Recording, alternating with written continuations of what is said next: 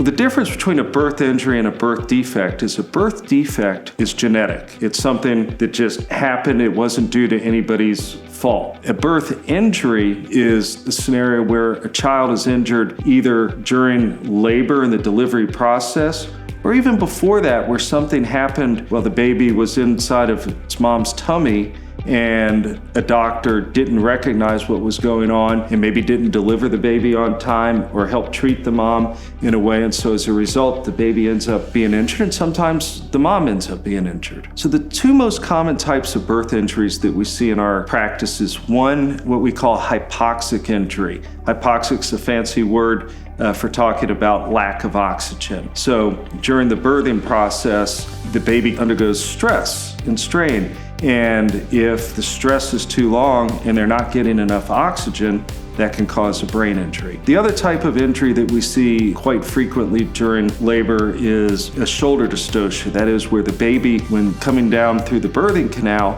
one of the shoulders gets stuck. And if the nurse or the midwife or the doctor doesn't take proper precautions in getting that shoulder unstuck so the baby can finish being delivered, they can tear the nerves in the neck and in the shoulder, resulting in a paralyzed arm. The leading cause of birth injury is negligence. Things happen during the birthing process, but trained healthcare professionals are trained because they know about that, and they're there to try to help when that occurs. At RDCY, two things that we want to accomplish in our cases is how do we make it right for the family that we're representing where the birth injury occurred, and how do we make it not happen to another family? How do we make the world a safer and better place? So you hire us to make the hospital and the doctors and the healthcare providers accountable in this particular case.